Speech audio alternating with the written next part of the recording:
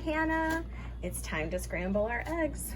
Okay, I've got the whole carton of eggs out because if I left just the 2 I wanted on the counter, they might roll away. So that's why the whole carton's out here.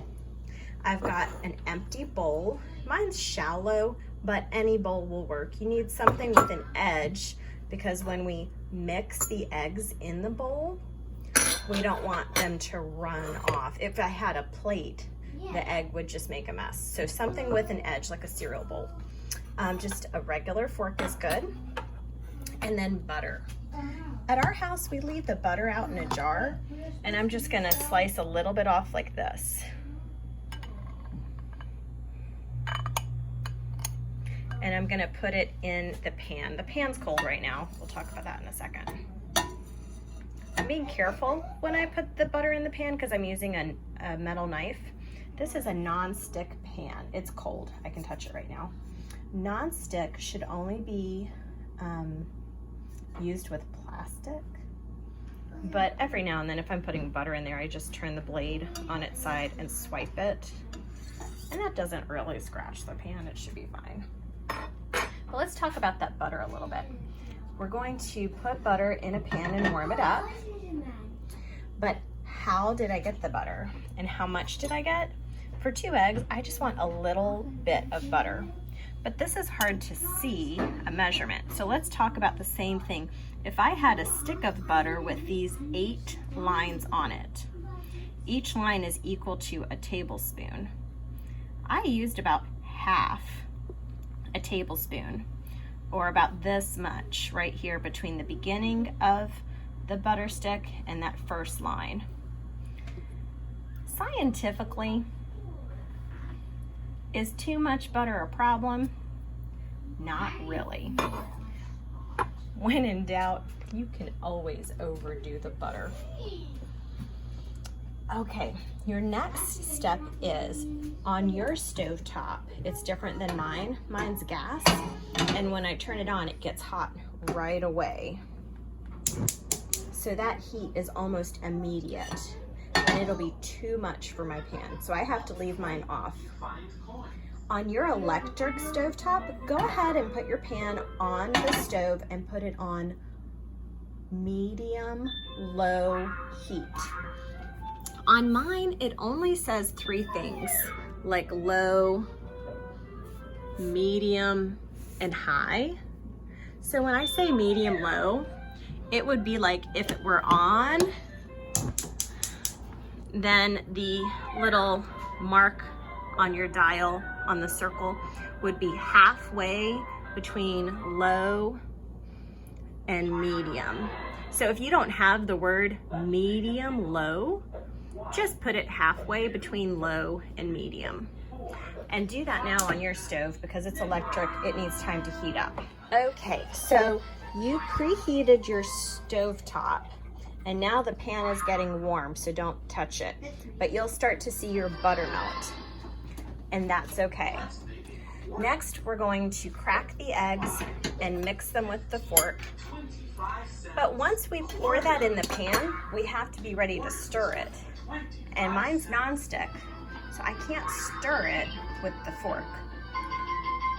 Before I crack the eggs, I'm just gonna stop and think, what will I stir my scrambled eggs with? My favorite thing is a rubber spatula. It bends a little bit so that I can scrape the egg off the side, but it also has a bit of a spoon shape so I can scoop too. Gary prefers a whisk, but I hate cleaning those. So, this was designed specifically for this task. and his scrambled eggs are better than mine, but it's too many dishes.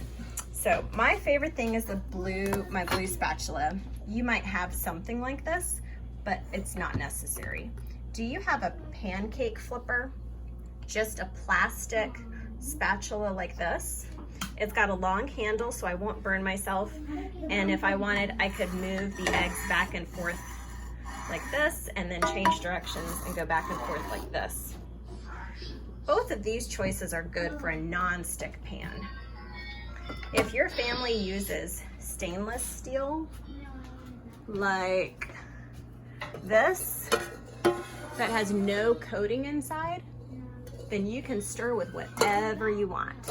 It's just surfaces like this dark black or this light gray that are non-stick.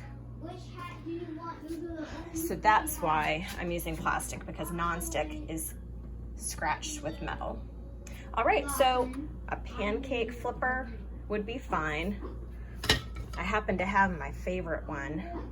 I think I'll put that away because you might have the pancake flipper. We'll use this in our lesson today. I don't want to leave it on the stove, it'll melt. I'm going to leave the spatula on the counter. Now we're going to crack 2 eggs. Let's talk about how to crack our eggs. When it's time to crack an egg, the goal is don't get eggshell in the bowl, but it happens, don't worry. Now, the best way to crack an egg is firm and quick. Then I kind of stick my fingers in the center, and the eggshell's super soft, and I can finish cracking it and pull it apart. Oh my gosh, I'm getting so much eggshell in here. So before I drop the egg in, I'm gonna go ahead and clean it up. I just use the flat part of my thumb and I scoop it out.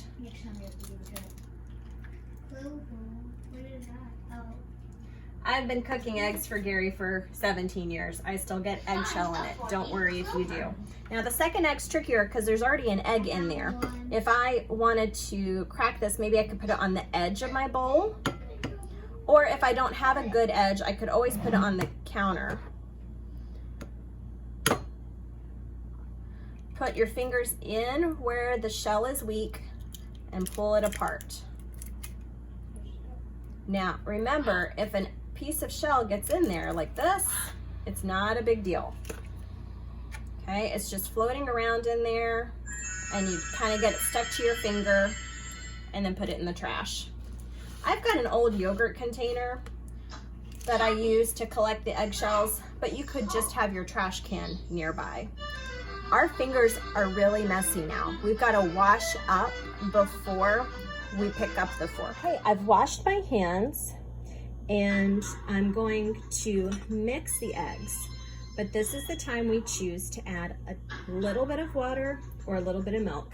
And today we're going to do water. Remember that the pan is heating up on medium-low. That's halfway between low and medium.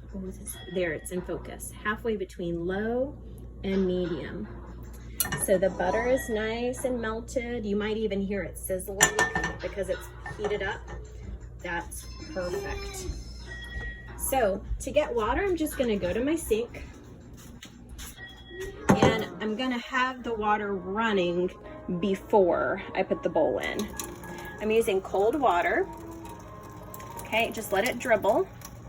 Now, the idea is to get just a little. So I'm holding the bowl beside it and I'm just gonna pass right through it. And then I can go through one more time. That should be enough water. The goal is just a little, not too much. Here we go. Now, here's the fun part. You're gonna feel like a professional chef. All you do is hold your fork just like you're gonna eat, leave it flat, and spin it up and down, like the pedals on your bicycle. So if you can turn the fork like the pedals on your bicycle, and then quicker. Okay, I'm noticing that I don't do a full circle like a pedal on a bicycle the whole time. I do it a little bit, but then I keep the fork on the bottom and I go back and forth. This would be like you're scratching your dog's ears. The fork is on the bottom of the bowl and it's like I'm scratching the dog's ears because it's going back and forth and I'm putting pressure. Like you want your dog to be so happy that he shakes his foot. Okay, now I noticed I went from back and forth on the bottom to a swirl. So let me think about that. I went back and forth, back and forth. It's kind of like I'm drawing a circle on the bottom of the bowl. But yeah, you know what? I don't like the bicycle pedal idea I had.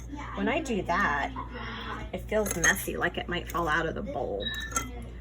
So can we pretend like I never said bicycle pedal? Okay, we started mixing by doing puppy dog ear. Back and forth, scratch the puppy dog's ear. And then I could just turn the bowl and then scratch the puppy dog's ear again. By now, we're happy with the results. See how the white or clear part of the egg is mixed in with the yellow? There are a few spots that are different. That's normal. This is ready to go in the pan. The fork is dirty. I should put it in the sink, but my sink is far away.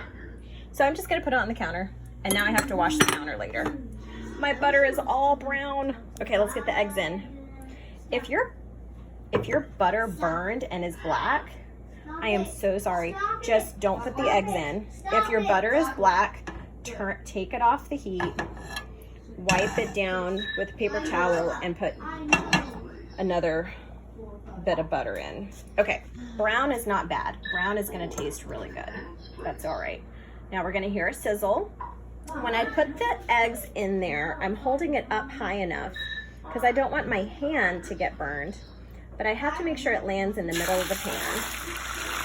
And then see how it drips off? I can be like ninja style and turn the bowl around to kind of catch the drip. Well, I didn't really catch it. Okay, one more thing to wash off the counter. No big deal, you can always wash it off. We need our spatula. The eggs are already starting to cook.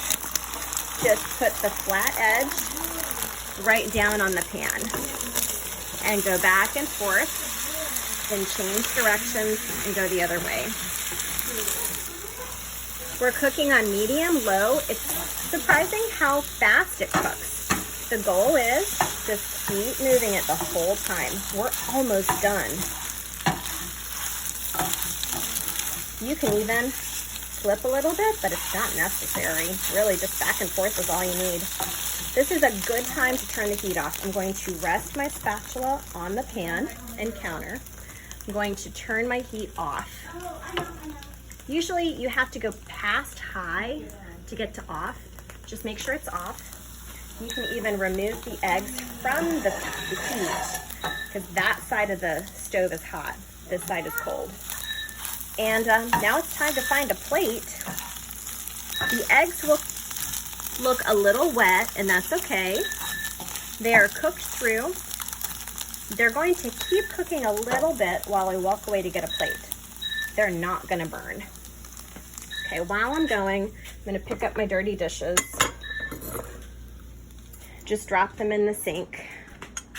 Before I forget, that egg yolk was there. I'm gonna spray this. I'm gonna close the food up so it doesn't get any cleaner in it. I'm just gonna spray the counter with the cleaner and do tiny circles and rub it into the cloth. Okay, now your counter is clean and safe. Time to get a plate. Now, I could put the rag and the cleaner away. We can clean as we go. The eggs are not burning. All right. We're gonna need a clean fork to eat with. We cannot eat with the fork that had the egg yolk on it. If you have a nonstick pan, the eggs will just fall right out. If you use a stainless steel pan, the eggs might stick, and you'll use your spatula to get them out. Let's see how they taste. Oh gosh, they're hot. Look at that. Okay. They're good. They're fluffy, but there's something missing. If you like salt or pepper, you can add it now. And that will make it just perfect. Yeah, all right.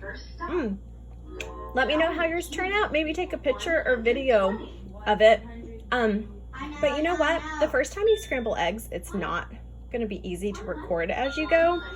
So maybe just take a picture at the end so you can focus on those steps.